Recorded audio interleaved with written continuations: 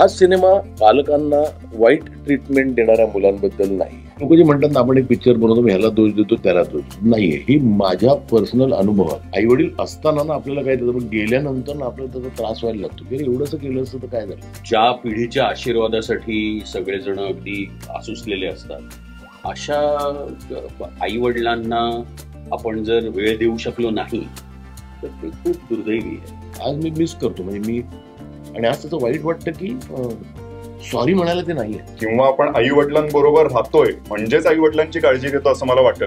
म्हणजे मेधाचं आणि माझं कायम एक म्हणणं आहे की म्हणजे मरायच्या आधी मला एक ओल्ड एज होऊन काढलं. महेश काय आहे, महेशला जे इकडे ना ते इकडे, त्याला फिल्टर नाहीये कुठेही.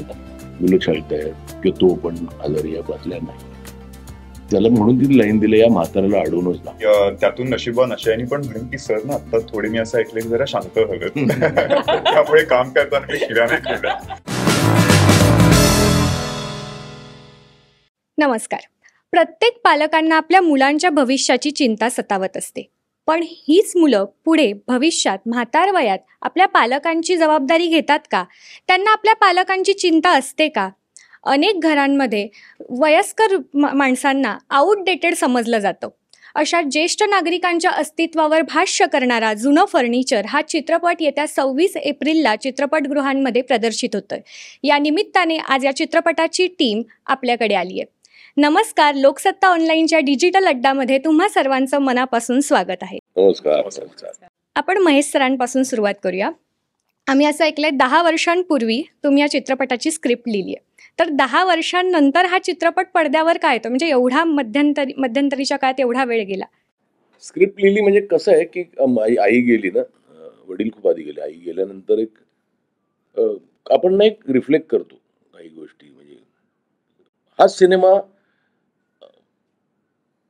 पालकांना वाईट ट्रीटमेंट देणाऱ्या मुलांबद्दल नाही. हा सिनेमा पालकांना गृहीत धरणाऱ्या लोकांबद्दल. चांगले असतात ते, पण त्यांना वाटत असतं की तर ते माझी आई गेल्यावर मी किती गृहीत धरलेलं हे मला लक्षात यायला लागलं. म्हणजे आपण छोट्या छोट्या गोष्टीत ते खूप त्यांना कळेल असं करून इग्नोर करतो.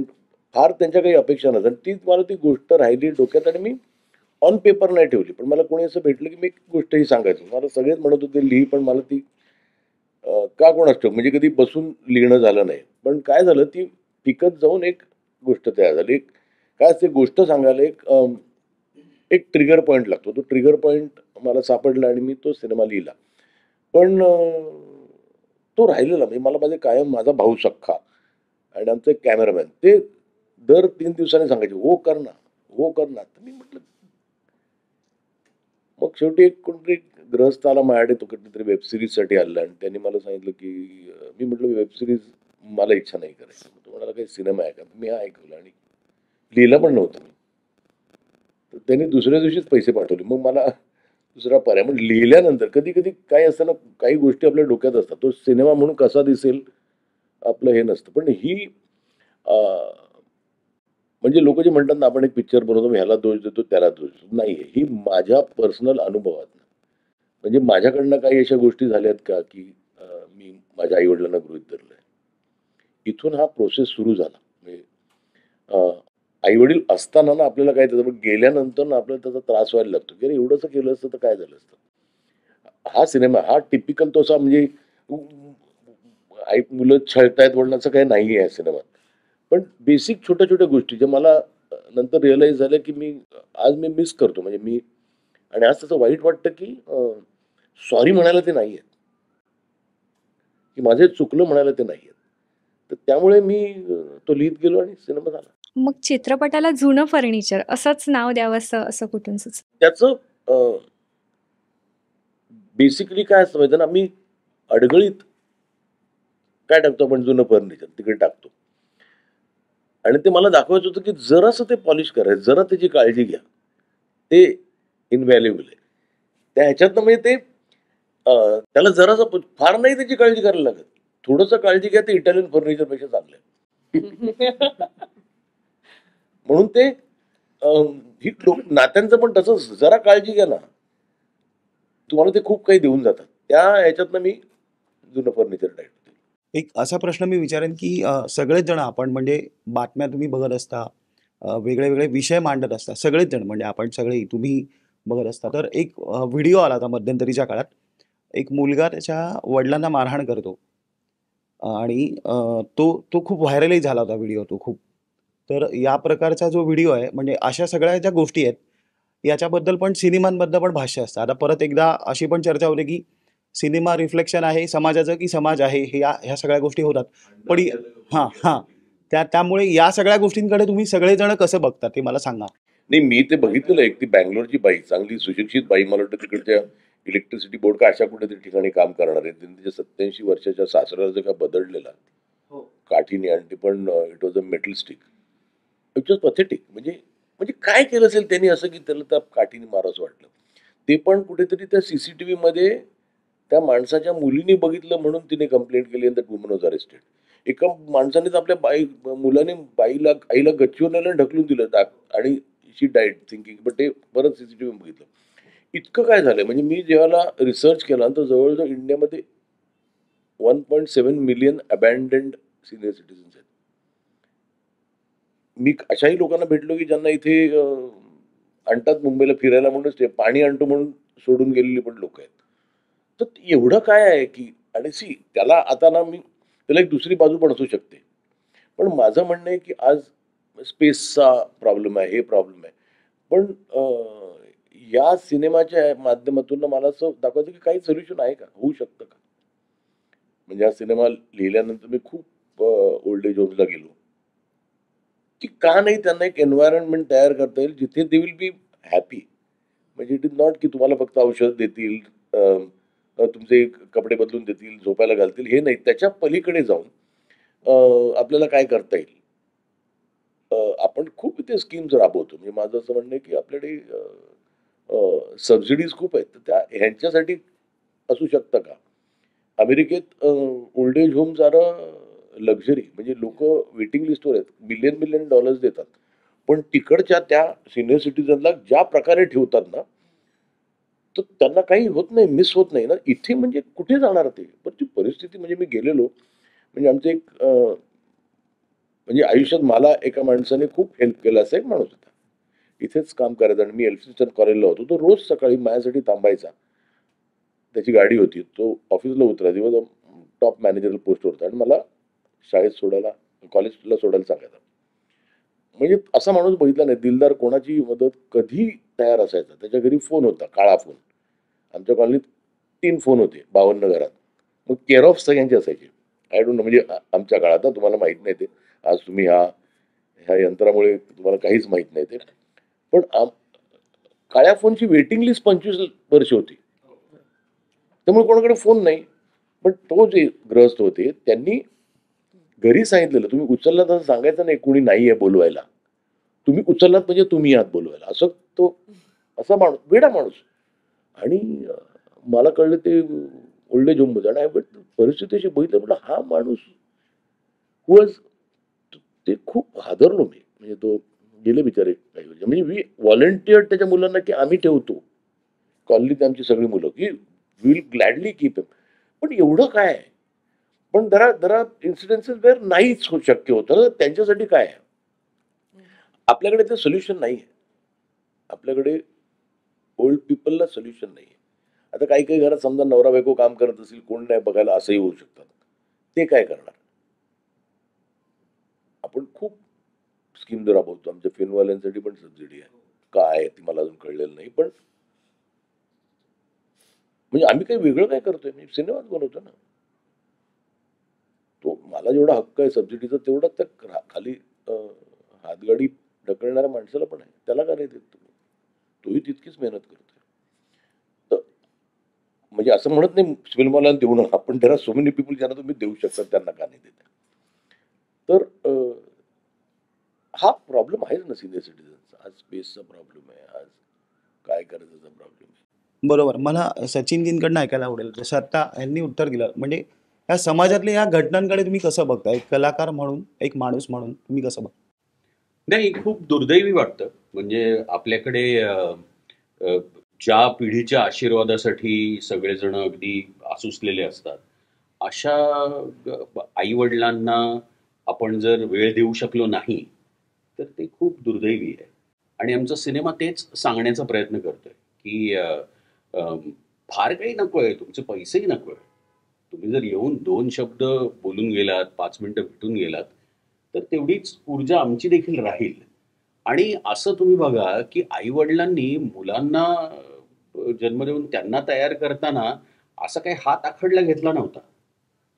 तर मुलांनी तरी आई वडिलांकडे पाहताना हात आखडता का घ्यावा, अशी हे आहे. आपल्याकडे समाजामध्ये अनेक प्रकारची माणसं असतात आणि प्रत्येक वेळेला ती माणसं तशी का वागतात ह्याच्यामागे काहीतरी कारणं असतील. पण आपण म्हणजे कलाकार म्हणून आम्ही काय करू शकतो, तर काय काय चुकतंय त्याच्यावर बोट दाखवू शकतो. तसं बोट दाखवणारा जुनं फर्निचर हा सिनेमा आहे. आणि कसं मध्ये मला ह्याच्यामध्ये खाली पण येतं, मग तुम्ही मुलाची बाजू का नाही मांडत? म्हटलं हा एक पिक्चर केला होता, तो वेगळा करू मुलाची बाजू मांडत. एकाच ह्याच्यात मी सगळंच नाही ना टाकू शकत. तर असं पण नाही. पण माझं फक्त म्हणणं आहे की त्यांना सोल्युशन काय ते म्हणजे मला बऱ्याच वेळ काय अंदाज एक हे होतं की बऱ्याच वेळा असं होतं ना की मुलं जातात, सेटल होतात आणि मग तिकडेच लग्न करतात. आई वडिलांनी खूप खर्च केला असतो. पण मग मुलं झाल्यावर मग आई वडील तिकडे लागतात. मग चला आई वडील आता अमेरिकेत राहतात. तरी बरं त्यांना तुम्ही त्यांच्या एन्व्हायरमेंट म्हणता, म्हणजे त्यांचे मित्रमैत्रिणी इथे आहेत, त्यांना काढून तिकडे त्या परदेशात फक्त काय करणार ते? मग मला माहिती आहे तशी काही लोक, मग ते आधी मुलं बघायची, मग मुलं मोठी झाल्यावर मग तिकडे कुठेतरी गॅस स्टेशनवर किंवा मॉलमध्ये काम करायचं. म्हणजे आयुष्यभर त्यांनी एक ध्येय ठेवलं असतं, हा मुलगा सेटल झाला की मला हे होईल. आणि तिथे झाल्यावर पण एक 5 मिनिटं, एक 2 मिनिटं संध्याकाळी आल्यावर तरी वेळ मिळतो, काय बाबा काय करू तेवढं. पण थोडासा मी पण दोषी होतो. म्हणजे मी तेच म्हणतो ना, मी हा पिक्चर लोक म्हणतात तू बोट दाखवतो 4 बोटं माझ्याकडे. मी म्हटलं 4 बोटं माझ्याकडे म्हणून सिनेमा केलाय. मी ह्या बोटामुळे नाही केलंय. मी असा पिक्चर केलाय की ह्या छोट्या छोट्या माया आता जर चुका झाल्या तर इतरांनी करू नये, विच इज ह्याला काही सोल्युशन मला वाटतं वर्षानुवर्ष मिळणार नाही. पण आपण प्रयत्न तरी करू शकतो. म्हणजे मेधाचं आणि माझं कायम एक म्हणणं आहे की म्हणजे मरायच्या आधी मला एक ओल्ड एज होम काढायचं. आणि ते म्हणजे ना people should die to be there. म्हणजे त्यांना काहीच नाही. म्हणजे तिकडून मी त्यांच्या एकांकिका करीन, त्यांचे म्युझिक शोज करीन. दे शुड बी दिवसभर, संध्याकाळी एक बार पण असेल त्यांना प्यायचं. म्हणजे एक वय झाल्यावर त्यांनी का नाही, म्हणजे मला ते कळत नाही की तिकडे काही नाही, फक्त औषधं घेऊन. म्हणजे त्यांनी आयुष्यात एक एन्जॉय केलेलं ना, एक तिकडे बसून पण एन्जॉय केलं तर काय फरक पडतो? मग ते एक्सटेन्शन ऑफ हॉस्पिटल वाटायला नको ना, ते जवळजवळ तेच असतं. आणि ते पथेटिक असतं. एक 4-5 लोक त्यांची काळजी घेत असतात. It was mind numbing. म्हणजे मला त्याच्यानंतर काही सुचत नव्हतं काही ठिकाणी गेलो तर. पण मला करायचं होतं. म्हणजे मी माझ्या म्हणजे ती मेधाची आयडिया होती आपण ओल्ड एज होम करू. खरंच मला ती I feel that should be done. It set an example. म्हणजे मी काही मोठं करणार नाही. मग माझं बघून एक 10 केली ना तर there will be some place where they can go. त्यात काही रूल्स करता येईल आपल्याला की तुम्ही आठवड्यातनं 2दा तरी आलाच पाहिजे भेटायला त्यांना. यु नो की वेअर दे कॅन. आता काही म्हणजे खरंच there are some very genuine problems. पण त्यांच्यासाठी एक जागा अशी असावी where they will enjoy themselves. म्हणजे tomorrow if the old people there among them decide to get married also will get them married. असं काहीतरी करणं खूप गरजेचं आहे. म्हणजे आठवड्यातनं कोणतरी म्युझिक कंपनी आणा, जे त्यांचं म्युझिक करतील तिकडे गातील, ते यांच्या स्पर्धा ठेवा. Me keep them occupied, keep them happy. माझं म्हणणं आहे की सोपं आहे आणि त्याला काही फार रॉकेट सायन्स लागणार नाही, ठरवलं तर. मला अनुषाला एक प्रश्न विचारायचा आहे की बाप माणूस नंतर पुन्हा एका मराठी चित्रपटात तुम्ही दिसताय, तर आता तुम्ही मराठीमध्ये रमताय का, असा एक प्रश्न होता. जमताय नाही, रमताय का?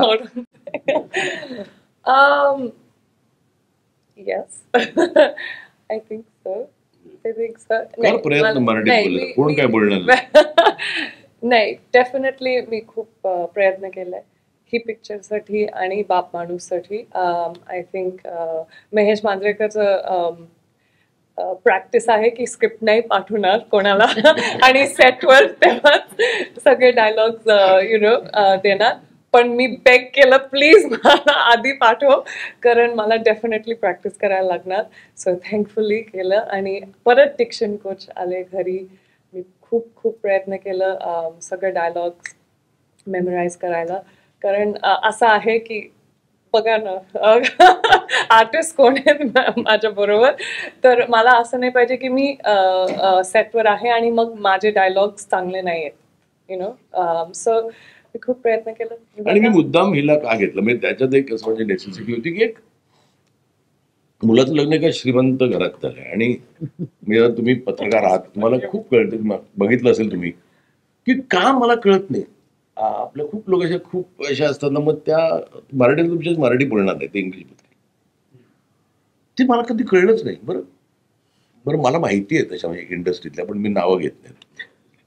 मी नाही पण सांगितलं हिच्याशी मी मराठीतून बोलतो आणि इनफॅक्ट मी हिच्याशी मराठीत बोलतो. म्हणजे आम्ही विरुद्धच्या सेटवर म्हणजे अमिताभ बच्चन कंटाळा येतो, अरे तुम लोग क्या बात करते, सब मराठी में बात करते. तर आहेत लोक अशी त्या थोड्याच्या, आणि त्या सोसायटीमध्ये पण दिसतील जराशा रिच असतात, मग त्या मराठी पण अशाच बोलतात. तर आय वॉन्टेड दॅट. तशीच एक मुलगी म्हणून मी बरी माझी आवडती नटी आहे म्हणजे विरुद्ध पासून. नाही, पण डेफिनेट मी ऑस्ट्रेलियामध्ये माझं पूर्ण स्कूलिंग झालंय म्हणून मला ऍक्सेंट आहे. पण मी जितकं मराठी समजू शकते, बोलू शकते, मी करते, पण मी कधी म्हणजे शिकली नाही. So it's not my fault. हे आई वडीलमुळे. आई वडील छान बोलतात मराठी. हो, खूपच. पुण्याचे. प्रश्न थोडासा सविस्तर सांगतो. मगाशी उल्लेख करताना तुम्ही असं म्हणालात की स्पेस नाहीये, कदाचित स्पेस हा प्रॉब्लेम आहे. दोन गोष्टी आहेत. एक म्हणजे एक मराठी बिल्डर आहेत ज्यांनी एक प्रोजेक्ट केला आहे पुण्यामध्ये, अथर्व नावाचा, जिथे ओल्ड एज होम नाही पण घरच्यासारखं आणि मग सगळ्या सोयीसुविधा वगैरे अशी व्यवस्था आहे. तर can that be a solution? आणि त्याला जोडून एक दुसरा प्रश्न असा आहे की अगदी एक 3-4 वर्षापूर्वी लोकसत्तेमध्ये झालेला एक लेख आहे चतुरंग पुरवणीमध्ये, ज्याचं शीर्षक असं होतं की तयार राहा आजी आजोबांच्या लग्नासाठी. आणि त्यामध्ये कन्सेप्ट अशी होती की जोडीदार हवा आहे, कुणीतरी जोडीदार गेलेला आहे, तर हरकत नाही ना लग्न करायला. पण ती जी स्पेस म्हणजे ज्या स्पेसमध्ये आपण बोललो, ती स्पेस आहे का आपल्याकडे तयार? त्याचं कारण मानसिकता लागेल एक वेगळी त्यासाठी. आणि जसं अथर्वसारख्या गोष्टी या सोल्युशन्स असू शकतात का, तशा या गोष्टी पण सोल्युशन्स असू शकतात का? आणि त्यासाठी आपण काय करायला हवं म्हणजे समाज म्हणून? किंवा ही मला वाटतं तिकडे परांजपेंनी केलेली ती स्कीम आहे, मला खूपच आवडलेली. It was such. पण तरी हो, तिथे मी कार्यक्रम करायला एका नाट्यवाचनाला पण गेलो होतो आणि ते खरंच खूप चांगलं. आणि मला त्याच्या पलीकडे जाऊन म्हणजे एक जी अथश्री तर तिकडे आणि ही जी कल्पना मी जे म्हणतो ना की असं वाटलं companionship at the end of the day, काय हरकत आहे.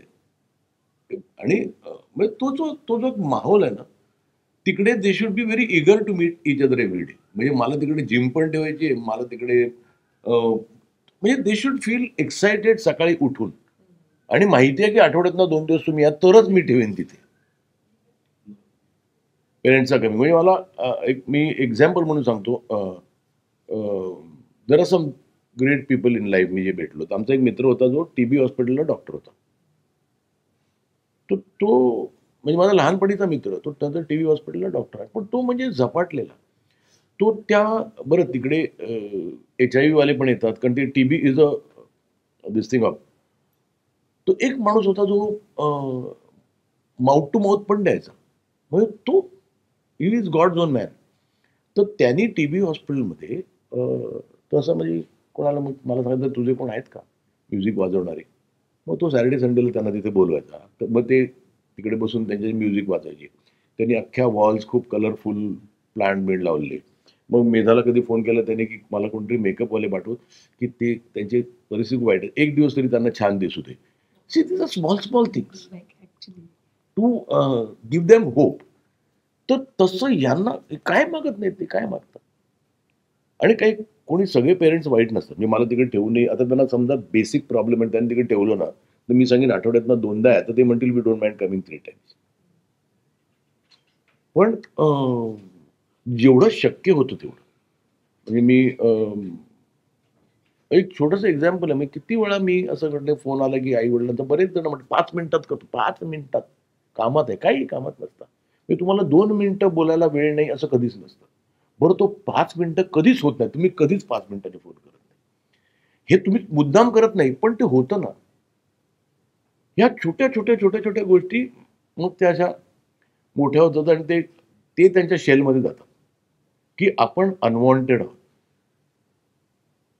फक्त मुलं सांभाळायला नका ठेवू त्यांना, असं माझं मत आहे. सध्या आपण बघतोय गंभीर विषयांकडे विषयाचे जे चित्रपट असतात त्याकडे प्रेक्षक जास्त वळत नाही, असं काहीसं चित्र निर्माण झालंय. तर त्यावर तुमचं मत काय आहे? नाही, मला नाही वाटत. आपल्याला सिनेमा चांगला असेल ते असं काही नाहीये.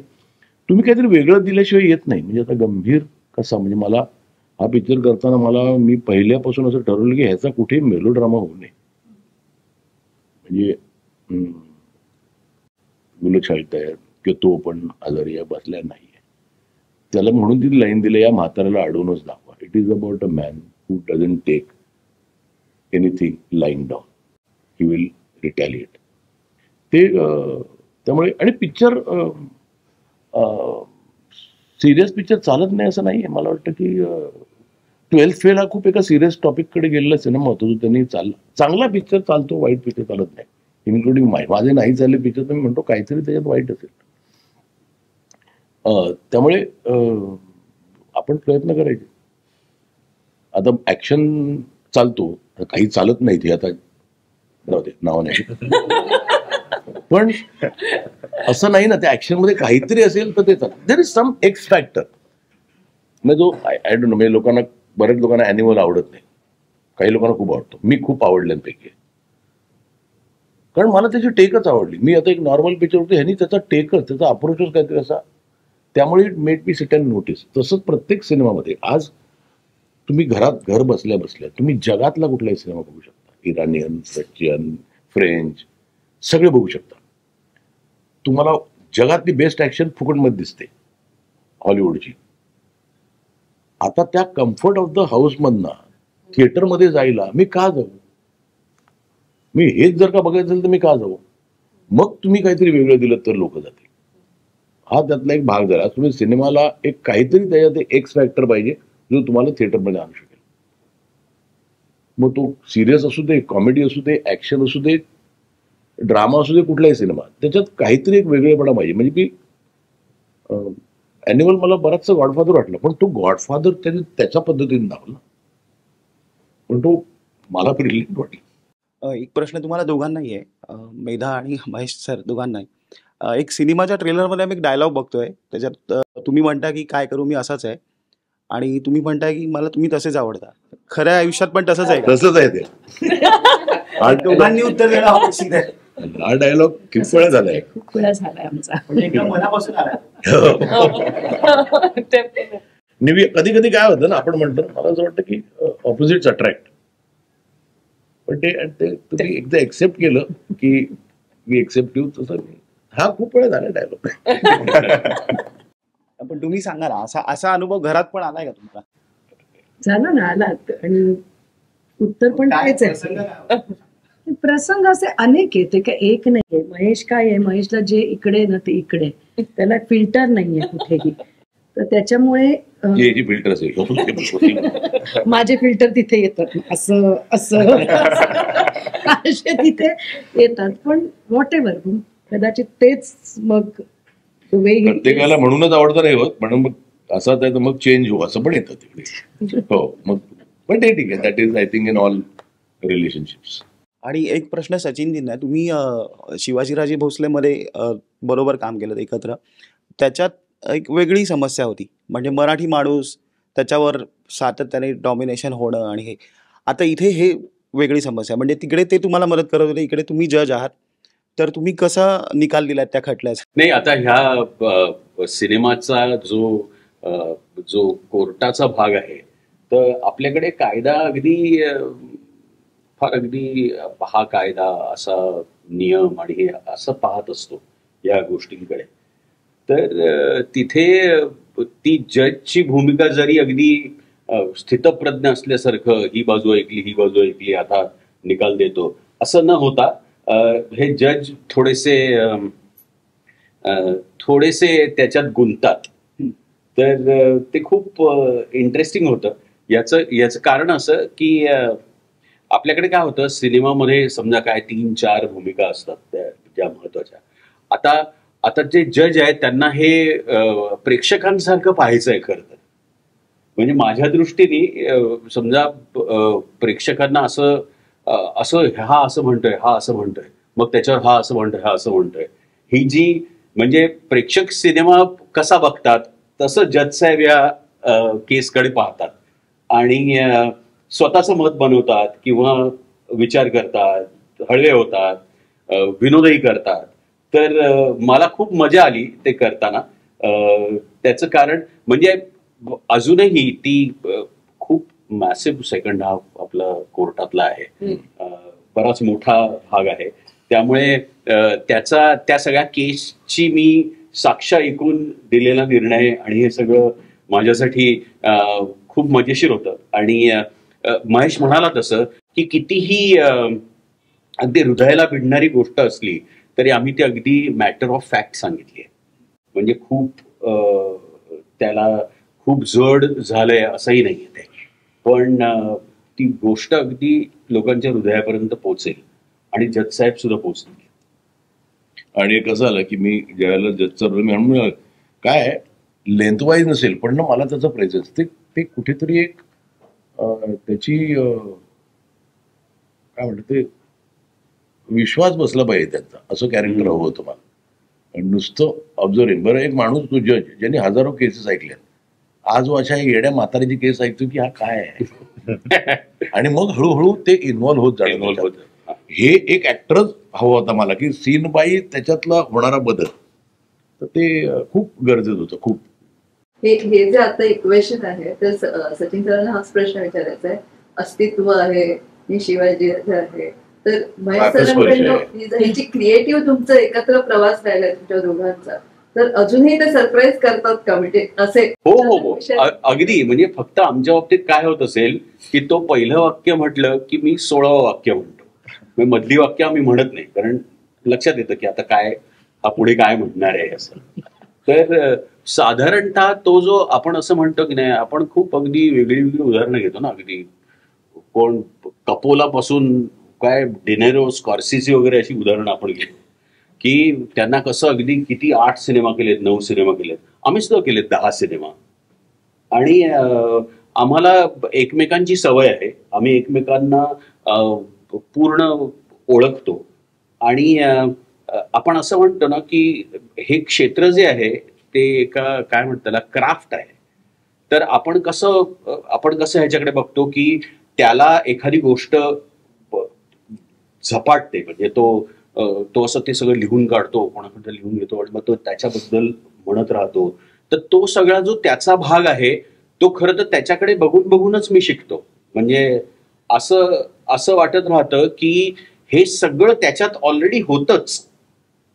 म्हणजे आज समजा जुनं फर्निचरमध्ये त्यांनी हा रोल केलाय, पण हे सगळं म्हणजे त्याच्याकडे आहे ना. म्हणजे ते त्याच्यातनी उसनवार मी प्रत्येक वेळेला घेत राहिलोय. तर तो जो भाग आहे की तर त्यामुळे आम्हाला दोघांना आम्ही एकमेकांना खूप वर्ष ओळखतो. आणि आपण ते सहज 84 पासून ओळखतोय. हा, म्हणजे आम्ही सहज ते करू शकतो अशी गंमत आहे. म्हणजे ऍक्च्युली काय म्हणतात त्याला अजूनही मला असं वाटतं की मी सेटवर जातो म्हणजे आपण मित्राला नाक्यावर भेटायला जातो तसे जातो, तसंच वाटलं. म्हणजे you have to see the transformation. For me as an actor new, like when I work with them because they're so senior, they're having fun on set, as jokes martayat hete, and jeva like he goes and sits in his judge chair, you remember Bhushan? We'd be like, my god, ekdam character and Mahesh is sitting there telling us stories, and mag तो courtroom मध्ये बसणार and suddenly he's that man, you know, that you feel so bad for. I'm like, oh my god, it's so incredible to watch आणि इतके inspire होतात ना लोकांना. So it's just amazing. It's amazing. Sorry. एक वेगळा look आणि महेश सरांबरोबरचा चित्रपट पहिलाच, तर काय अनुभव होता? अतिशय नशीबवान असं मी म्हणेन, कारण सरांबरोबर काम करायचं होतं अनेक वर्षांपासून आणि खूप वेळेला ती ऑपॉर्च्युनिटी येत होती, पण त्याचं झालं नव्हतं तरी की एकत्र काम करण्याचा योग आला नाही. आणि फॉर्च्युनेटली अशी फिल्म मिळाली जी सरांनी लिहिली आहे, ज्याचं दिग्दर्शन सर करतायत, ज्याच्यात कामही ते करतायत. त्यामुळे एक चित्रपट मिळाला, पण तो असा मिळाला की पुरेपूर मला त्याच्यातनं बरंच काही शिकता येईल. कारण मी बराच वेळा की नाही महेश सर एक वेगळीच स्कूल आहे, तर हे लक्षात आलं स्कूल नाही, he is a university. School तर खूप बेसिक झालं हे लक्षात आलं. आणि त्यातून नशिबान अशाने पण म्हणेन की सर ना आता थोडे मी असं ऐकलं की जरा शांत हवं. त्यामुळे काम करताना मी शिव्या नाही खाल्ल्या. मी समजत होतो की आपण बरं काम करतोय, सरांच्या शिव्या नाही पडत. पण एक दुसरं असंही होतं की आता अनेक चित्रपट केल्यामुळे किंवा असं एक सुरुवातीला करिअरच्या माझ्याही असं व्हायचं की कुठल्या पॉप्युलर डिरेक्टर बरोबर काम करताना किंवा आपल्याला ज्या दिग्दर्शकाबरोबर काम करायचं तर असं असायचं की मला पण चांगलं काम करून दाखवायचं, एक इम्प्रेस करायचं किंवा त्यांनी आपल्यावर विश्वास दाखवला तर त्या विश्वासाला खरं उतरायचं. पण इकडे तसं नसून मी फक्त ते जगत होतो. आणि वडिलांचं आणि मुलाचं असं हे नातं असतं ना, त्यातून ते दिग्दर्शक जरी असले ते कंटिन्युअसली लक्षात ठेवणं गरजेचं होतं. आणि ते मला नंतर हळूहळू जाणवायचं की सर काहीतरी सांगतायत आणि मी घरी जसं बाबांना नाही पण मला हे सांगा ना, मग मी हे करू का, नाही पण हे बोललंच, हे ऑटोमॅटिकली येत होतं. आणि नंतर एक आदरयुक्ती भीती कायम होती अनेक वर्ष. ते काम करताना ती भीती संपली आणि त्या भीतीची जागा पण आदरानेच घेतली आणि तो आदर खूप जास्त वाटला जेन्युअनली. आणि ते जे वडिलांचं मुलाचं नातं होतं ते कम्प्लिटली आलं. म्हणजे आता पण काय वाटत नाही पटकन, जे आधी खूप वाटायचं कसं बोलायचं किंवा इव्हेंटला म्हटल्यानंतर हॅलो सर हे जे तो आदर आहेच, पण आता बिंदास वाटतं. म्हणजे जे वडिलांबरोबर असं की नाही मग हे का नाही करत तुम्ही, हे बरोबर हे बोलता येईल किंवा नाही माझं हे मत आहे, हे कसं काय आलं तो ते कळत नाहीये. पण जेन्युअनली खरंच नशीबवान की असा चित्रपट मिळाला. आणि मगाशी सर म्हणाले तसं की आई वडिलांना किंवा सॉरी म्हणायचं राहिलं, तेही माझं नशीब की आज आई वडील आहेत आणि तेव्हा हा चित्रपट केला. त्याच्यामुळे काही चुका असतात किंवा काही ठिकाणी आपल्याला कळतं की एरियाज ऑफ इम्प्रुव्हमेंट आहे, तिकडे मी स्वतःला सुधारू शकतो, तर त्या गोष्टी करू शकतोय. कारण जसं मगाशी बोलणं झालं, ओल्ड एज होम ह्याच्याकडे खूप निगेटिव्हली बघितलं जातं किंवा आपण आई वडिलांबरोबर राहतोय म्हणजेच आई वडिलांची काळजी घेतो असं मला वाटत नाही. कारण की तेच मगाचं जे उदाहरण होतं की सीसीटीव्ही वरती ते कळलं, प्रत्येक घरात सीसीटीव्ही नाहीये म्हणून फक्त त्या घरातलं चित्र कळलं. बऱ्याच वेळा वाटतं की गरीब घरांमधले आई वडील कधी ओल्ड एज होम मध्ये दिसत नाहीत, आमच्या बरोबरच राहतात. हो पण कसे राहतात, मग येणाऱ्या बद्दलचं हे असतं की आई वडील इकडे आणि ते दुसऱ्या देशात राहतात, पण कदाचित आपण एकत्र राहून आई वडिलांशी जेवढं बोलत नाही त्यांचे रोज तेवढे कॉल्स होतात. तर त्यामुळे हे नातं कोणी डिफाईन डिस्टन्सनी करू शकत नाही. तर आई वडिलांना कसं वाटतं, आता माझे आई वडील पण पुण्यात राहतात, मी मुंबईत राहतो, बाबांना साधं चिंचवडहून पुण्यात शिफ्ट करणं हा मोठा टास्क होता. कारण तेच आहे, त्यांच्या कम्फर्ट झोन मधनं बाहेर नाही काढायचं. इफ इज हॅपी तर मला त्यांच्यासाठी हे योग्य वाटतंय म्हणून ते करावं हे काहीच नाहीये. आणि हेच त्या दिवशी पण मी म्हटलं की आपल्याला वाटतं ना खूप आई वडिलांसाठी आपण बरंच काही काही केलं पाहिजे. मग मला असं घर घ्यायचंय, मग त्यांना इकडे ट्रिपला नेऊ, पण त्यांचं साधं आपण पिक्चर बघायला जाऊ, कधी रेस्टॉरंटमध्ये एकत्र जेऊया, हे बेसिक्स राहून जातात. तर हेच या चित्रपटातून चित्रपट करत असताना मला त्याच्यातली जाणीव झाली आणि त्यांनी बऱ्याचशा सुधारणा माझ्या स्वतःच झाल्या. मला जुनं फर्निचर खूप आवडतं, माझं घर जुन्या फर्निचरनी भरलेलं आहे. माझं सिनियर सिटीजन्स बरोबर खूप प्रेम, कारण की खूप वेगवेगळं भरपूर शिकायला मिळतं जे तरुण पिढीकडनं जेन्युअनली नाही तेवढं मिळत. मला माझे मित्र म्हणतात तू 60त पोचलायस ऑलरेडी, तर मी दिसत असलो तरी तर माझा मेंदू थोडा 60कडे गेलेलाच आहे. तर त्यामुळे मामा मामी, मग दुसऱ्या मित्रांचे आई वडील, हे सगळ्यांबरोबरचे कॉन्टॅक्ट माझे त्या ह्यानी आहेत. त्यामुळे ही बाजू खूप ठामपणे लक्षात येते आणि म्हणून हा रोल करताना पण त्याचं झालं की हे गरजेचं आहे.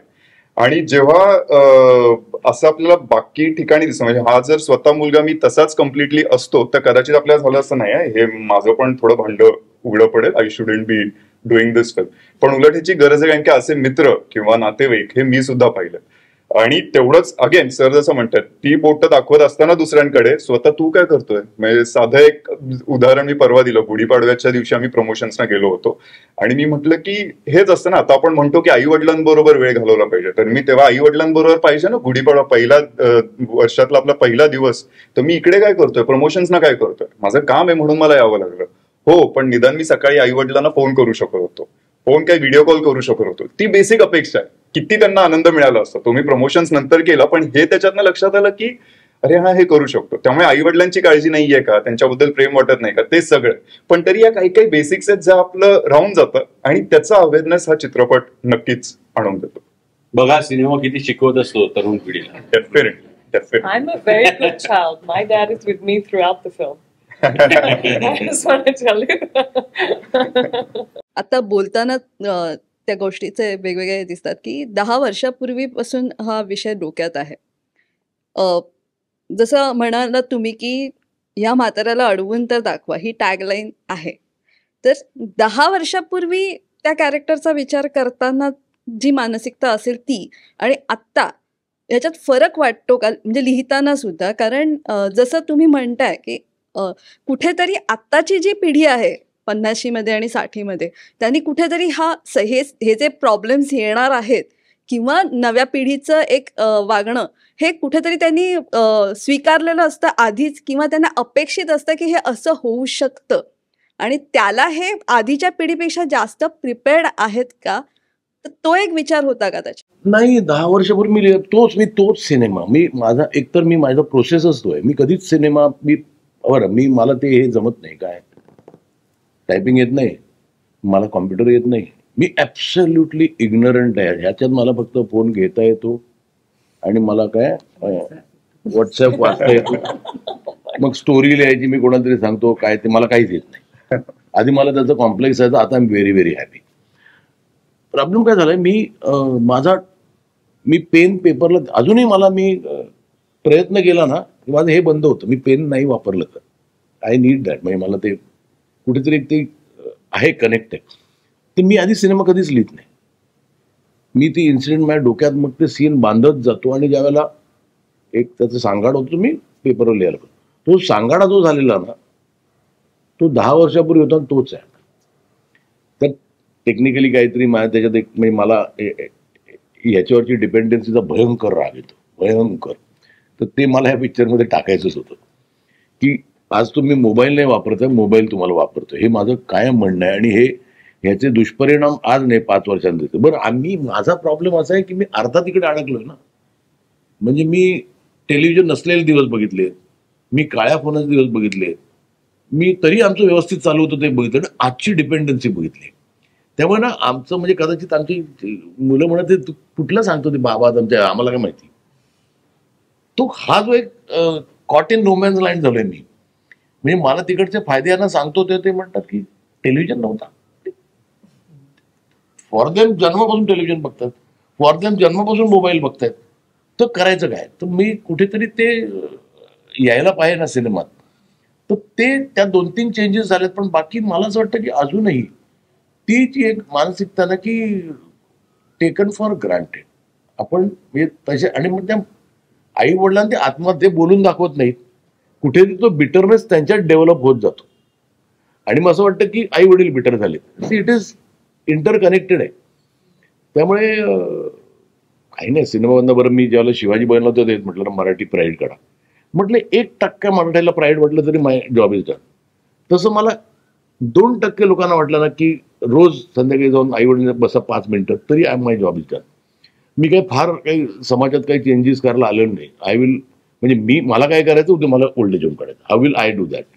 पण if it affects even 2% of the people ना मग माय जॉब इज दॅट. तुम्हा दोघांना प्रश्न आहे, या सगळ्या प्रोसेसमध्ये सई, सत्या किंवा गौरी हे लोक इन्व्हॉल्व असतील, त्यांची काय प्रतिक्रिया या चित्रपटाबद्दल? That was a joke. That was a joke. म्हटलं जीव आम्ही विचारलं तिला, म्हटलं तू पिक्चर बघितलास, what is the moral of the story? आई ओल्ड एज होम काढायचं. जोकिंग. आमच्याकडे काय माहिती ना, आमच्याकडे एकतर आमच्याकडे मुलं खूप आहेत. म्हणजे एकदम अडॉप्ट पण केलेली आहे गौरी. पण आम्हाला वाटतं आमच्याकडे असं कधीच होणार नाही की आम्ही जवळजवळ सगळ्याचे बरं आम्ही त्यांच्या फ्रेंड्स बरोबर असतो एकत्र मॅच बघत. त्यामुळे आम्हाला त्यांनी तो डिस्टन्स दिलेलाच नाहीये. बरं, आणि आय एम प्रिपेअर्ड. म्हणजे मी माझ्याच ओल्ड एज मध्ये राहील म्हणजे उद्या मला काढलं तर. त्यामुळे पण दे आर व्हेरी म्हणजे इन्व्हॉल्ड असतात ते काय म्हणजे सगळ्या गोष्टीत. म्हणजे पण आज त्यांना ना म्हणजे त्यावेळेला मी सांगतो ना की आम्ही असे असे जगायचो, त्यावेळेला आम्ही ॲड्रेस शोधून काढायचो. तर त्यांना हे कळत कसं शक्य आहे? आम्ही कसे गेलो जगात, कुठे कुठे फिरायचो, कोकणात गेलो. आज 200 metre take a left turn 200 right turn, हे यांच्याशिवाय ते जगू शकत नाही. आम्ही गेलोय की, म्हणजे आमच्या आई वडिलांना काळजी नसायची मुलं कुठे गेली आहेत, काही गरज नाही, कुठे रे तू, काही गरज नव्हती ना. तरी त्यांचं कम्युनिकेशन होतच होतं की, आम्हाला पिक्चर मिळतच होते की, कोणतरी सिरियल मिळायचं एखादा, तो फोन यायचा तिकडे केअर ऑफ नंबरकडे, वाण्याकडे. माझा केअर ऑफ ना आमच्या होतं ना गृहस्थ. पण त्यामुळे ना मला वाटतं आमची पिढी सगळ्यात जास्त कॉटअप आहे, कारण ते दोन्ही बघितलं, दोन्ही दगडावर पाय ठेवले. पण मुलं आमच्या काही प्रॉब्लेम.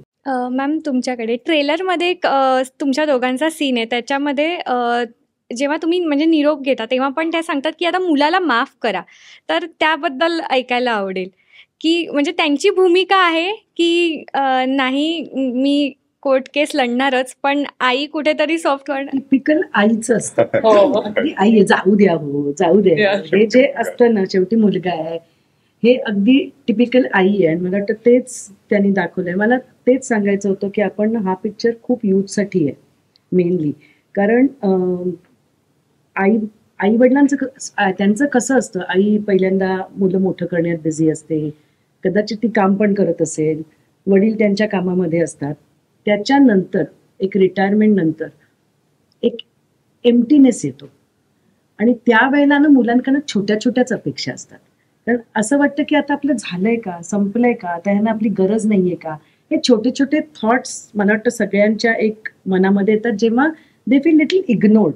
म्हणजे ते मुलं वाईट नसतात, पण ते थोडेसे त्यांच्या याच्यामध्ये कॉटअप असतात. त्याच्यामुळे ह्यांच्या ज्या इमोशनल नीड्स असतात ना, त्याच्याकडे त्यांचं थोडं दुर्लक्ष होतं. तर तोच हा सिनेमा जास्त सांगून जाईल. महेश सर, तुम्हाला एक प्रश्न आहे, थोडा वेगळा आहे, म्हणजे आहे सिनेमाशी संबंधित पण थोडासा वेगळा आहे. तुमची एक सिरियल होती निशांत, बहुतेक त्याचं नाव होतं, त्याच्यामध्ये एक कुष्ठरोग झालेल्या तरुणाची भूमिका, निदान नावाची सिरियल होती. क्षितिज नावाची जी सिरियल होती, तिथपासून आता जो तुम्ही म्हणता आता हा जो वेडा म्हातारा, हा ऍक्टर म्हणून तुमचा जर्नी तुम्ही मागे वळून बघता तेव्हा कसा वाटतो? मी काय झालं, मी सुरुवातीला मला ऍक्टरच व्हायचं होतं. म्हणजे आम्ही जी सुरुवात केली आमच्या आयुष्याची 1984 डिसेंबरला शिवाजी मंदिर अफलातून नावाच्या नाटकात आमची सुरुवात झाली. मी, सचिन, सुनील बर्वे, अतुल परसुरे, खूप लोक होती त्यावेळेला. पण ऍक्टरच व्हायचं होतं. पण त्यावेळेला कसं एक टेलिव्हिजनचा चॅनल, तिकडे एखादी सिरियल अशी 13 एपिसोड, ते 13 एपिसोड आम्हाला असं वाटायचं अरे बापरे, त्या रोलसाठी मारामारी. बरं, इंडस्ट्रीमध्ये काही फार एवढे पिक्चर यायचे नाहीत, कोणी ओळखीचं नाही. कुठेतरी मी ते लवकर रिअलाइज केलं की ते स्वतःची नाटक कंपनी काढली, त्याच्यातही काम केलं. पण नंतर लक्षात आलं की एक सिरीज करत होतो 100, त्यावेळेला मला त्यांना डिरेक्शन खूप इंटरेस्ट वाटायला लागला. मी इन्क्विजिटिव्ह होतो. डिरेक्टरने शॉर्ट घेतला, बरं माझं नशीब असं होतं की तो वर्सवाल राहायचा आणि मी पण मी जाता जाता मी त्याला विचारतो, हा शॉट असा का घेतला, हा शॉट तसा का घेतला. आणि मग त्याच्यात इंटरेस्ट जास्त निर्माण व्हायला. आणि मी जवळजवळ ठरवलं नाही ऍक्टिंग करायची. मग त्यात एक संजय गुप्ता नावाच्या माणसाने मला काटे दिला. का दिला मला त्यांनी मला सांगितलं, वेरे पिक्चर में काम करणार, एक छोटासा रोल असेल. तो म्हणाले मेरे को बाल म्हणतो. मी त्याला खूप केसावर मी खूप अत्याचार केले लहानपणापासून. सगळे मला म्हणायचे केस जातील, सगळ्यांचे गेलेत, माझे आहेत अजून. तर तो मला म्हणाले बाल मेरे को मांगते, मेरे पिक्चर में रोल आहे. काहीतरी असेल. बरं, कास्ट कोण, अमिताभ बच्चन, संजय दत्त सगळेच होते. तो म्हणाला मी स्क्रिप्ट भेजतो. स्क्रिप्ट त्यांनी लिहून लिहिलं बाली. मी वाचलं, मी त्याला फोन केला, म्हटलं मैं करू ये. तर मला हो. अरे म्हटलं इतने सारे कोई भी ऍक्टर करेगा ये रोल, तेरा बडा स्टार. तो म्हणाला नाही, आय वॉन्ट टू. मग पिक्चर झाला तो. पण त्या पिक्चरचा फायदा होण्यापेक्षा मला बरेच पिक्चर काढला. मला आठवतं त्यावेळेला महेशने म्हणताय. तर मला त्याचं काही वाईटही वाटलं नाही, कारण मी एक वन ऑफ म्हणून घेतलेला तो. मिळाला. मग हळूहळू मिळत गेले. मग नंतर मी त्या डिरेक्शनमध्ये घुसलो. तर मी एखादा सब्जेक्ट आवडला तर मग त्यात पैसेही घाला, त्यात 4 पैसे मिळाले नाहीत. मग मला ऍक्टिंग कुठेतरी करायचं, ते घर चालवायला. पण हा पण मी ऍक्सिडेंट म्हणून केलेला पिक्चर आहे. म्हणजे हा मी हिंदीत लिहिलेला, तर ते काही कारणामुळे नाही झाला. म्हणजे तर मी म्हटलं हा सब्जेक्ट मी 10 लोकांना ऐकवला, म्हटलं एक लाईन कुठे गेली तरी प्रॉब्लेम होईल, म्हणून मी मराठीत करायला ठरवलं. हे आमचे पहिल्यापासून प्रोड्युसर आमच्या पाठी पहिल्या हिंदी वाचनापासून मला करायचं मी यांना फोन केला. बरं मग तो करायचं लवकर, मग आता आर्टिस्ट कुठून आणायचे ज्यांच्या डेट्स असतील, एक मीच मोकळा होतो. तर म्हणजे खूप घाबरत डिसाईड केलं मी करूया म्हणून, कारण इतका मोठा रोल मी कधी बाहेरही केलेलं नाही कुठे, त्यामुळे पण होते बाकी सगळे सपोर्ट करायला, त्यामुळे झाला. पण मी फार कीन ऍक्टर नाहीये का, आजच्या स्टेजला आम्हाला रोल कुठले मिळतात, मुलीचा बाप किंवा कुठेतरी एक गुंड कुठेतरी, हे त्याच्याच करण्यासारखं काही नाही. त्यामुळे ते जवळजवळ मेकॅनिकल झालंय. मग ते दुकानात मिळतं, मला एक विलनची ऍक्टिंग दे, मग विलनची ऍक्टिंग डिरेक्टरला काय पडलेलं नसतं. पण तामिळ तेलुगू सिनेमामध्ये एकमेका काय बोलतो तेही कळत नाही, त्यामुळे आपण एक तो म्हणतो ते करायचं. पण चांगला रोल मिळाला तर मला नक्कीच करायला आवडेल, म्हणजे त्याला एक्सप्लोअर करायला आवडेल मला.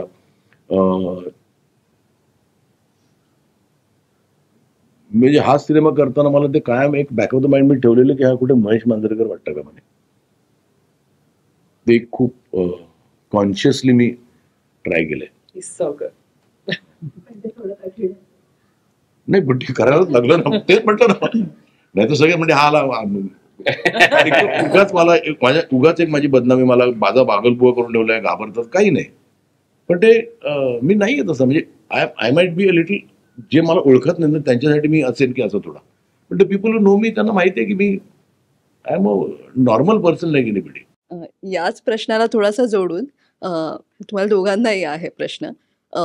तुम्ही मग आता म्हणालात ना की कुठलंही टेक्नॉलॉजी नाही किंवा कुठल्याही ठराविक चौकटी नाहीत किंवा कुठल्याही सोयीसुविधा नाहीत, असं असताना तुम्ही दिग्दर्शक आणि अभिनेता म्हणून तुम्ही हिंदीतही सहज हे केलं आणि त्या ताकदीच्या कलाकृती निर्माणही केल्या. मधल्या काळात तो पुन्हा एक मोठा गॅप पडला, पण ते तसं जे आहे ना ते क्रिएट व्हायला एक वेळ लागतो आणि तो अजूनही त्या प्रमाणात अजून झालेलं नाही आहे. आता कुठे परत एकदा नव्याने सुरुवात झाली आहे. तर या प्रोसेस म्हणजे या सगळ्या प्रक्रियेकडे किंवा हे जे आहे सहजतेने कलाकृती, आपण भाषेचं बंधन नाही असं म्हणतो, पण त्याच वेळेस मराठीतून हिंदी किंवा मराठीतून अन्य ठिकाणी असं कुठे पटकन जाणंही होत नाही. कलाकार किंवा दिग्दर्शक लेखक एका ठराविक याच्यात अडकून पडतात असं दिसतं. तर तुम्ही हा तुमचा प्रवास जो होता, दोघांचाही अनुभव, तुम्ही काय सांगाल याविषयी आणि तुमचं ऑब्झर्वेशन काय? काही काही गोष्टी आपल्या प्रदेशामुळे आपल्याला मागे टाकतात. Maharashtra, we are very proud, आमचा राष्ट्र खूप. प्रॉब्लेम हा झाला की हिंदी इथे सर्रास बोललं गेलं. म्हणजे महाराष्ट्र एकच राज्य असेल खाली, म्हणजे डाऊन साऊथ, तिकडे नॉर्थच होतं, ते डाऊन साऊथ जिथे मराठी हिंदी प्रत्येकाला माहिती आहे, त्यामुळे आमचं कॉम्पिटिशन डायरेक्ट हिंदीशी झालं. मग लोकांना हिंदी म्हणजे आज इट इज लाईक मी एक 5,000 रुपयाची थाळी दिलेलं रेस्टॉरंट आणि एक 5 रुपयाची थाळी, माझं जेवण चांगलं आहे, पण नाही ना, आय एम कॉम्पिटिंग विथ एक 5,000 रुपयाची थाळी. त्यामुळे तो एक मी आज 200 कोटी वर्सेस 2.5 कोटी, ह्या कसं शक्य आहे? तो एक सगळ्यात मोठा प्रॉब्लेम होता which kept Marathi film. Subject चांगले असतात, पण त्याच्या पलीकडे जाऊन काय करायचं म्हटलं तर आम्हाला माहिती आहे, आम्हाला ते मी शिवाजीराजे भोसले करतोय, त्याला बजेट कोण देत नव्हतं. मी थोडा कम करू म्हटलं, एक पिक्चर जरा मोठा बनवायचा प्रयत्न करतो, काही नाही. व्ही शांतारामांनी ना खूप आधी केलेलं की ते प्रत्येक पिक्चर हिंदीत करायचे. मला नंतर आता लगेच मी आता हा पिक्चर करतो हिंदीत डिलीट, आणि मला आवडलं काय, हिंदीतला एक डिस्ट्रीब्युटर बघून मला म्हणाला की हा मला 2 आठवड्यात हिंदीत करायचं आहे. तुम्ही म्हटलं आपण करूया ना हिंदी, तो म्हटलं नाही हाच करायचा आहे मला. जो बाहुबली पण करतो, जो कंटाळ, तो डिस्ट्रीब्युटर मला म्हणाला हाच पिक्चर मला दे, मी करतो. सी ते आता असं मला वाटायला लागलं की आपण तो कॉन्फिडन्स ठेवावा. नाही पण होत कंटाळा हिंदी, तो तुम्हाला डब, त्याचं तोंड वेगळं चालू असतं, डायलॉग वेगळे चालू असतात. बाहुबलीचं तोंड वेगळं चालू असतं, डायलॉग बघतात ना लोक. तो जो कॉन्फिडन्स आहे ना, तो जर का मराठीत आला ना, की हिंदी डब केलेलं चालला, तर आपले बजेट्स वाढू शकतील. आपला प्रॉब्लेम काय, आपण महाराष्ट्रात फक्त आपल्याकडे ऑडियन्स आहे, त्यात काय रिकव्हरी होणार? एखादा सैराट होतो, एखादा नटसम्राट होतो, एखादा वेड होतो, पण बाकीच्यांचं काय? एक कन्नडा फिल्म इंडस्ट्रीची परिस्थिती आपल्यासारखीच होती. आपल्यासारखीच. तिकडे कोणतरी एक माणूस आहे ज्याला वाटलं काय नव्हतं, होंबाळे फिल्म नावाचे, त्यांनी KGF त्यांनी असं विचार करत चला मी 40 कोटीचा पिक्चर करतो. टुडे कन्नडा अख्खी इंडस्ट्री उठली आहे. ते त्यांचे पिक्चर डब करून दाखवतात सगळीकडे. आणि बरं मराठीमध्ये कंटेंट आहे. बरं मराठी भाषा हिंदी भाषा वेगळी नसल्यामुळे अगदीच इकडे ओठ आणि इकडे डायलॉग नाही होणार, काहीतरी मॅच होईल. तर मी ते आजपासून ठरवलं. आम्ही अस्तित्व मराठी आणि हिंदीत केलंय. पण अस्तित्व काय झालं मला अजूनही बघतो ना, मला असं वाटतं की मी आत्ता करायला पाहिजे. आत्ता जो ऑडियन्स आहे, आत्ता जे थिएटर्स आहेत, तो माझा आत्तापर्यंत माझ्या आयुष्यातला सगळ्यात फेवरेट पिक्चर तो आहे आणि पांघरुण आहे. पण ते म्हणजे पांघरुण पण मला अजूनही वाटतं तो हिंदीत करायला पाहिजे डब. म्हणजे जाऊ दे. पण तसं आहे आज मला वाटतं की we are ready for it now. मी ठरवलंय म्हणजे माझा तो वेडा तो मराठी विरुद्ध ओढले 7 बजेट पण तेवढंच आहे, माझी मारामारी चालू आहे. पण मला कॉन्फिडन्स आहे आपण हिंदीत डब करून ते आपण ऑल इंडिया रिलीज करू शकतो. आणि हा म्हणजे आता इतकी वर्ष काम करून आपल्या आजूबाजूला बदललेलं जे जग आहे ना, म्हणजे आजही मला असं वाटतं की आपल्याकडे मराठी, जसं महाराष्ट्र असं म्हणाला की आपल्याकडे भाषेचा अभिमान, आपल्या कलाकारांचा अभिमान, आपल्या लेखकांचा अभिमान, असं खूप मराठी प्रेक्षकांमध्ये असतं. आणि आजही आपण नॉस्टॅल्जियाचेच सिनेमा बनवतो. म्हणजे नाटकाचा सिनेमा त्यावेळेला झालेलं किंवा नाट्यसंगीताचा सिनेमा वगैरे असंच अजूनही, किंवा महाराजांचा सिनेमा. म्हणजे आपल्याकडे जी मंडळी आहेत, प्रेक्षक मंडळी, ती सुद्धा ते सगळं पाहायचंय कमर्शियल चालू वगैरे, पण हिंदीत बघतो आम्ही ते. मराठीत आम्हाला काय मराठीच लागतं असं थोडंसं प्रेक्षकांचं आहेत सुद्धा. म्हणजे आपण देखील करूच शकतो की काय शोले कयामत से कयामत तक सारखा सिनेमा, पण आपल्याकडे होत नाही. आपल्याकडे ते लगेच असं म्हणतात की हे काही मराठी नाही. आपल्याकडे प्रेक्षकांना हिंदी नको काहीतरी, हिंदी सारखा मराठी आम्हाला नको. तर त्यामुळे म्हणजे माझ्यासारखा नट, मी मराठी आहे, माझी शाळा मराठी होती, मला कायम मराठीत काम करायला आवडलं असतं, पण कामच नव्हतं. म्हणजे मी काही स्वखुशीने दुसऱ्या भाषांमध्ये काम करायला गेलेलं नाही, पण तसं झालंय. आणि आता तर म्हणजे ह्या करोना काळानंतर वगैरे तर म्हणजे मीच खरं तर मराठी भाषा आणि हे आपली भाषा, आपलं व्याकरण हे ते म्हणणारा. आज एक सिनेमा 20 भाषांमध्ये नेटफ्लिक्सला दाखवतात, 22 भाषांमध्ये, 190 देशांमध्ये दाखवतात.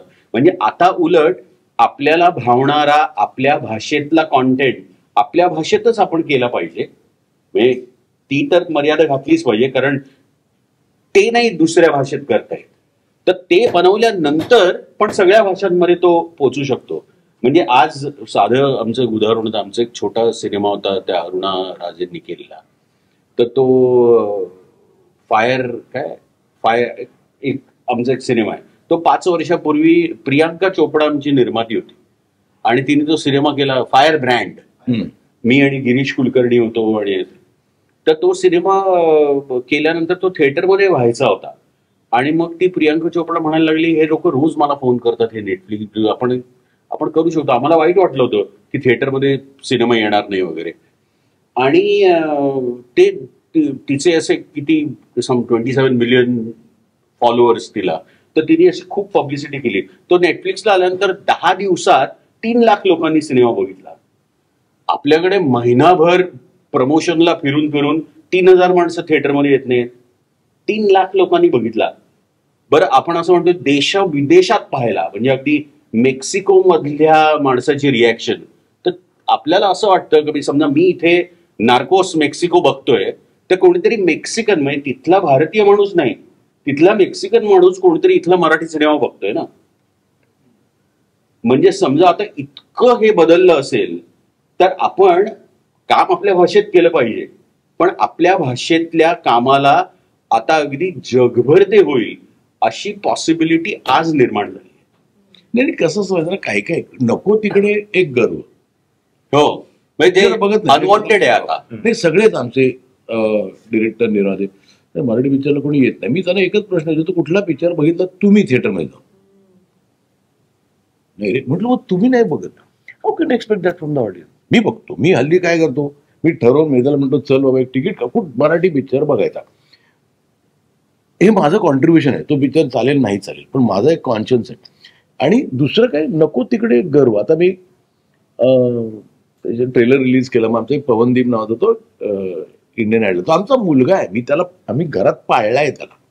आज तो इंडियन आयडलचा विनर आहे, पण तो आमच्या घरी राहिलाय मुंबईमध्ये आला तर त्याला म्हटलं येऊन, आता तो फेमस आहे, म्हटलं एक गाणं गा रे, ही अनोखी गाठ तू गाशील का. ट्रेलर लॉन्च तो गायला ना, मग तो त्याच्यावर मग असे खाली कमेंट, यांना मराठी माणसं मिळत नाही का. तर मला म्हणजे लता मंगेशकर बाबतीत हे हिंदीवाले बोलले असते तर काय झालं असतं. ते बोले असं काय, लता मंगेशकर की उधर कोई हिंदी गायक नाही आहे क्या. Talent, it is talent, share talent. त्याला नका ना लावू मराठी आणि गुजराती आणि तामिळ आणि तेलुगू. ते नको तिकडे. हेच मला विचारायचं होतं की तुम्ही जेव्हा अस्तित्व केलात हिंदीमध्ये किंवा वास्तव केलात, त्यावेळेस असे विचार कधी डोकावले नव्हते ना की मी मराठीतून हिंदीत जातोय किंवा मी काहीतरी वेगळं करतोय. पण ते म्हणजे त्यावेळेस सोयी कुठल्याही नसताना किंवा असं आपण जे म्हणतो तथाकथित गॉडफादर किंवा असं काही नसताना तो जो अनुभव होता की मी मला ना रेश्मा खरं सांगून ना, म्हणजे मी ना इथे बरं ह्या इंडस्ट्रीमध्ये ना प्रत्येक जण एक पंडित आहे हिंदीत. हा, त्यांच्याबरोबर बसलास की ते म्हणतं ये नाही चलता रे, तेरा पिछला पिक्चर कितना चला. मी तुला जर कळतं ये नाही चलता, मग तू का गेलायस पिक्चर. बरं त्यांना एक नॉर्मल गोष्ट सांगितली ना तर ते असे एकमेकांकडे बघतात की मग तुम्ही जो करताय कचरा तो चालतोय का. मग ते कुठेतरी आज कॉन्टेंट इज द किंग हे तिथे पण हळूहळू पटायला लागले. After the success of 12th fail म्हणा, किंवा तो कुठला एक तो कंगना रनौतचा पिक्चर क्वीन म्हणा, किंवा एक दुसरा एक पिक्चर आला तिचा तो लापता लेडीज फार हिट नाही गेला बेटा, त्यामुळे नाही. पण तो रे कंगनाचा आणि तो माधवनचा पहिला तनू वेट म्हणून दोघेही टाकून दिलेले ऍक्टर्स होते, पण चालला. पण हे यांना एक्झाम्पल्स दिसत नाही काही की जरा there is an audience ready for it. म्हणजे तो हा गजराजराव आणि त्या हिचा पिक्चर नीना गुप्ताचा बदायूं 160 कोटीचा बिझनेस केला. पण ते त्यामुळे ना हे तिकडे रुजवायला, म्हणजे आम्ही आता हिंदीत हा करतोय प्रयत्न, झाला तर मग मी सुटणारच. मग मी त्यांच्या गळी उतरवून मराठी सब्जेक्ट. यतीन, जर तुम्हाला विचारायचं होतं की असा जेव्हा एक विषय असतो जो म्हणजे सोशल व्हॅल्यू किंवा सोशली रिलेटेड जास्त आहे, असा चित्रपट प्रेक्षकांपर्यंत पोहोचवणं हे निर्मात्यासमोर एक वेगळं चॅलेंज असतं का? हो, नक्कीच चॅलेंज असतं. पण जर महेश सरांसारखे डायरेक्टर असतील सोबत तर आपण तो चॅलेंज करू शकतो पूर्ण. आणि निर्मात्याचं सहसा लोक बोलतात की producers are not creative, but I feel producers also have to be creative to make, म्हणजे तो निर्णय घेणं की कोणत्या स्टोरीमध्ये आपण हात घालायचा, त्यासाठी ती पण ती सेन्स लागते. आणि सर जनरली मी पहिला पिक्चर पण सरांबरोबर केला, तेरा कटू, माझा पहिलाच चित्रपट होता. त्यावेळेला काय म्हणजे स्क्रिप्ट नव्हती, काहीच नाही, सर कोणाला देतच नाही, मला माहिती आहे. आणि मला नाही का त्याच्यात काही वाईट नाहीये. एक आज इथे सगळ्यांसमोर क्लिअर करतो. काय असतं माझं म्हणणं आहे की director is the conductor of the show. मी तो तुम्ही व्हायलिन वाले, मी तुम्हाला घेतलाय कारण तुम्ही चांगलं व्हायलिन वाजवता, तुम्ही हे इन्स्ट्रुमेंट चांगलं ते इन्स्ट्रुमेंट, पण तुम्ही ठरवलं आता हे मला दिलंय, आता मी माझी मेलडी वाजवेन, तुम्ही तुमची मेलडी, तुम्ही ते इथे ऐकायला नॉईजच येईल ना. तुम्ही तुमच्या बेस्ट मेलडीज वाजवत असता, तेवढ्यासाठी मी स्क्रिप्ट देत नाही. कारण ते मग आणि ऍक्टरला सवय असते स्क्रिप्ट दिली की हे वाक्य मी असं म्हणेन, हे वाक्य तसं म्हणेन, ते सेटवर प्रॉब्लेम होतो. तसं काही नाही आहे माझं. यामध्ये या स्टोरीची स्क्रिप्ट सरांनी मला आधी पाठवली आणि दॅट्स वाय स्क्रिप्ट वाचली आणि त्याच क्षणाला त्याच दिवशी I decided I go ahead with it. म्हणून माझे भरपूर वेगवेगळ्या क्षेत्रातले मित्र आहेत, म्हणजे त्यांना घरी बोलवलं. मी तुम्हाला व्हॉट्सअपवरती नाही पाठवणार, हे बसा आणि वाचा. आणि मी बिकॉज ते परत कॉपीराईटचा इश्यू आणि मग त्यांनी पण म्हणजे काही डॉक्टर्स आहेत ते तर वेगवेगळ्या क्षेत्रातल्या लोकांनी प्रत्येकांचे फीडबॅक मी वेगळे घेतले आणि सगळ्यांकडून पॉझिटिव्ह फीडबॅक आले आणि त्यानंतर मग मी डिसिजन घेतलं की विल गो अहेड. म्हणजे मी टेस्ट केली दिली याच्याकडे ऑलरेडी सॅम्पल हे झाले, सॅम्पलिंग इज डन. लोकसभा निवडणूक जवळ आली की तुमच्यासाठी हा विचारला जाणारा प्रश्न आहे की तुम्ही का विचार करत नाहीत पुन्हा लढवण्याचा? नाही, एकदा करून बघितलं की त्यात काही काय आहे माहितीये ना, की आजची पॉलिटिकल कंडिशन अशी ना की काहीच आपण मी कुठे स्टँड घेऊ, काय करू, म्हणजे कुठली आयडियोलॉजी, मला एक आयडियोलॉजी सांग. म्हणजे इथे सगळ्या आयडियोलॉजीज अशा मिक्स झालेल्या आहेत. त्यामुळे पण आपण एक आपलं एक विचार करायला पाहिजे, ह्या देशाचं फ्युचर काय, म्हणजे वोट करता. पण किंवा सगळे नट म्हणतात तशी एक लाईन प्रत्येक वेळी, ह्या समाजाने मला खूप दिलं तर मला समाजाला खूप द्यायचंय, अशा छापाचे खूप आहेत मंडळी. हो, पण मला ना म्हणजे आता काहीच नाही, मला तर काही कळतच नाही. The whole political scenario is in अशा स्टेजमध्ये ना की मला माझी आयडियोलॉजी कुठली, माझी आयडियोलॉजी थोडी इथे पण आहे, थोडी इथे पण आहे, थोडी इथे पण आहे, असं झालंय. त्यामुळे पॉलिटिकली मी कन्फ्युज्ड स्टेटमध्ये. हा, खरंच सगळेच जण कन्फ्युज. पण हा एक चांगला मसाला आहे चित्रपटासाठी. खूप मला आयुष्यात असं मी ना I am dying to do a political film, पण आपले ते कितपत ते हो कितपत ते एक्सेप्ट केलं जाईल ना आपले ते, तो पण आहे ना. कुणी त्यातलं पर्सनल काही घेऊ नये म्हणजे, पण ते बघू. पण मला जाम वाटतं म्हणजे साधारण एक 32 स्क्रिप्ट होऊ शकतील पॉलिटिकल, इतकं हे मसाला देत आहे. खरं खूप आहे मसाला. किंवा असंही वाटतं का की जे काही पॉलिटिकल ड्रामा सगळा जो घडतोय त्याचा आधी स्क्रिप्ट रेडी होतं आणि तेच नंतर आपल्याला बघायला? नाही, माझं तर म्हणणं आहे की मी एक सिनेमा लिहिलेला खूप वर्ष आधी पॉलिटिकल, मी तो आता काढला आणि परत मी थोडासा म्हटलं बघू रिवाइज करून. आय टेल यू कधी लिहिलेला मी तो, लिहिलेला आणि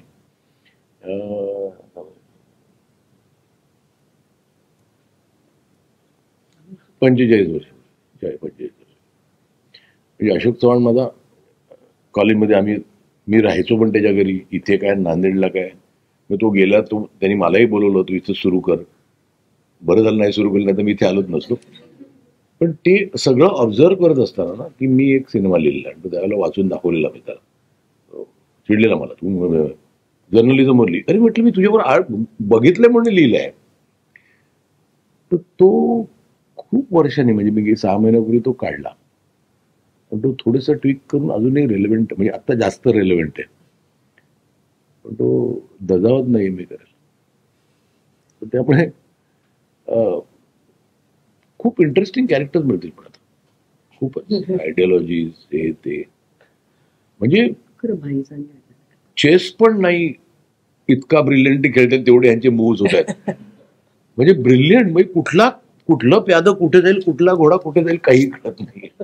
म्हणजे आम्ही असं एक वाचलं की तुम्ही ऑलरेडी राजकीय चित्रपटाची घोषणा केली आहे. पण मला ना एक बायोपिक करायची होती, पण ती काय होतं माहिती ना की आपल्या इथे बायोपिक करताना तो मोठा प्रॉब्लेम होतो.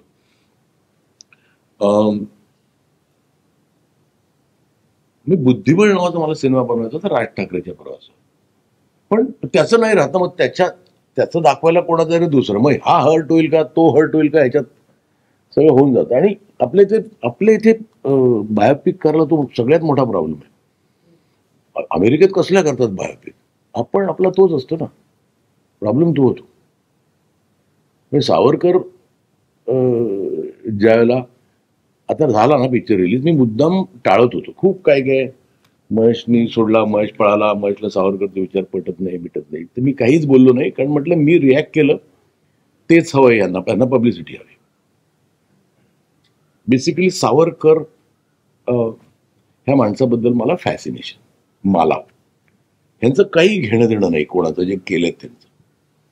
तो मला कायम वाटायचं मला सावरकरवर पिक्चर करायचं. मग तो एक संदीप सिंग नावाचा प्रोड्युसर आला, तो म्हणला आपण करते. मग आनंद पंडित प्रोड्युसरला चलते, मग कोणाकोणाला घ्यायचं, मग रणटी फोडाला.